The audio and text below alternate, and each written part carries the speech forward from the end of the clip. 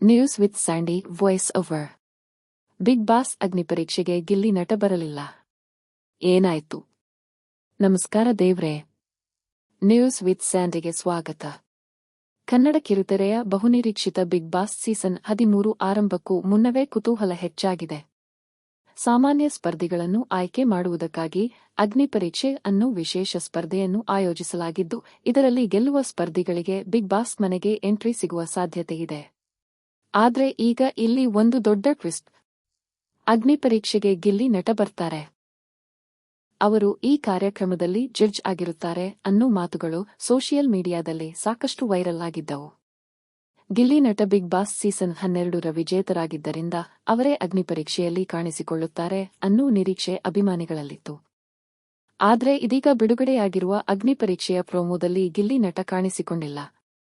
ಹಾಗಾದ್ರೆ ಗಿಲ್ಲಿ ನಟ ಯಾಕೆ ಬರಲಿಲ್ಲ? ಅವರು ಕಾರ್ಯಕ್ರಮದಿಂದ ಹಿಂದೆ ಸರಿದ್ರಾ? ಅಥವಾ ಬಿಗ್ ಬಾಸ್ ತಂಡವೇ ಬೇರೆ ನಿರ್ಧಾರ ತೆಗೆದುಕೊಂಡಿದೆಯಾ? ಇದಕ್ಕೆ ಸದ್ಯಕ್ಕೆ ಅಧಿಕೃತ ಕಾರಣ ಸ್ಪಷ್ಟವಾಗಿಲ್ಲ. ಹೀಗಾಗಿ ಗಿಲ್ಲಿ ನಟ ಬಿಗ್ ಬಾಸ್ ಸೀಸನ್ 13ರ ಭಾಗವೇ ಅಲ್ಲ ಅಂತ ಈಗಲೇ ಖಚಿತವಾಗಿ ಹೇಳೋದು ಸರಿಯಲ್ಲ. ಮುಂದಿನ ಪ್ರೋಮೋಗಳಲ್ಲಿ ಅಥವಾ ಬಿಗ್ ಬಾಸ್ ತಂಡದಿಂದ ಈ ಬಗ್ಗೆ ಏನಾದರೂ ಸ್ಪಷ್ಟನೆ ಬರುತ್ತಾ ಅನ್ನೋದನ್ನ ಕಾದು ನೋಡಬೇಕಿದೆ. ಗಿಲ್ಲಿ ನಟ ಅಗ್ನಿಪರೀಕ್ಷೆಯಲ್ಲಿ ಇರಬೇಕಿತ್ತು ಅಂತ ನಿಮಗೆ ಅನಿಸುತ್ತಾ? ಅಥವಾ ಹೊಸ ಜಡ್ಜ್ ಬರೋದು ಒಳ್ಳೆಯ ನಿರ್ಧಾರನಾ? ನಿಮ್ಮ ಅಭಿಪ್ರಾಯವನ್ನು ಕಾಮೆಂಟ್ನಲ್ಲಿ ತಿಳಿಸಿ. ಇಂತಹ ಬಿಗ್ ಬಾಸ್ ಕನ್ನಡದ ಲೇಟೆಸ್ಟ್ ಅಪ್ಡೇಟ್ಗಳು ಮತ್ತು ಬ್ರೇಕಿಂಗ್ ನ್ಯೂಸ್ಗಳಿಗಾಗಿ ನ್ಯೂಸ್ ವಿತ್ ಸ್ಯಾಂಡಿ ಸಬ್ಸ್ಕ್ರೈಬ್ ಮಾಡಿ.